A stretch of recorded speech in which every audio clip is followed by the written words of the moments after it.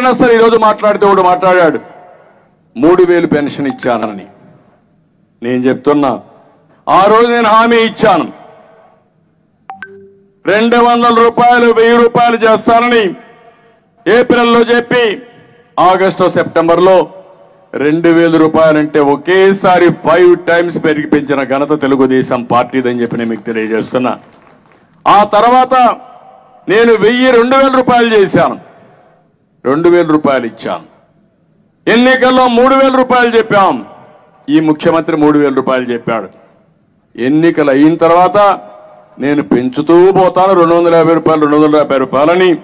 ఇప్పుడు 3000 చేస్తే ఈ మధ్యకాలంలో ఎంత కొట్టేశావు, ఎంత బకాయి ఉన్నావు, నీ నమ్మకం ఏంటి, నువ్వు ఇచ్చిన మాట ఏంటి, సమాధానం చెప్పమని అడుగుతున్నాను. విశ్వసనీయత అంటే మాటలతో రాదు, ఏదైనా అదే మాదిరిగా ఉంది. ఇటు పార్టీలు ఉన్నారు కాబట్టి నేను మాట్లాడదలుచుకోలేదు, కానీ రాష్ట్ర భవిష్యత్తు కోసం నేను మాట్లాడుతున్నా, ఆవేదనతో మాట్లాడుతున్నా, చాలా బాధతో నేను మాట్లాడుతున్నా.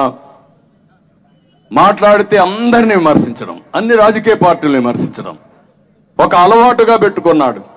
చెప్పేటి అన్ని అబద్ధాలు. వాళ్ళ ఇంట్లో మనం చిచ్చు పెట్టామంట. వాళ్ళ ఇంట్లో మనం చిచ్చు పెట్టడం ఏంటి? మీ ఇంట్లో మీరు చిచ్చు పెట్టుకొని మా మీద పడతారేంటి?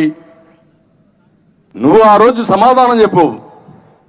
జగనన్న వదిన బాణం అని అప్పుడు షర్మిల గారు రాష్ట్రం అంతా తిరిగారు. ఇప్పుడు రివర్స్ లో తిరుగుతున్నారు. అది మీ కుటుంబ వ్యవహారం, మీ తల్లి మీ చెల్లెలు మీరు చూసుకోవాలి, మాకేం సంబంధం? అంటే ఏదో ఒక విధంగా వేరే వాళ్ళ పైన బురద జల్లేసి రాజకీయం చేయాలని రాజకీయం కాదని చెప్పి నేను మీకు తెలియజేస్తున్నా. ఎందుకు మాట్లాడానంటే ఈ విషయాలు కూడా నేను మాట్లాడేవాడిని కాదు. ఈ రోజే ఏదైతే పెన్షన్ పెంచామనే కార్యక్రమంతో రాజకీయ పార్టీలను విమర్శించడం అనేది సబబు కాదని చెప్పి కూడా నేను మీకు తెలియజేస్తున్నా.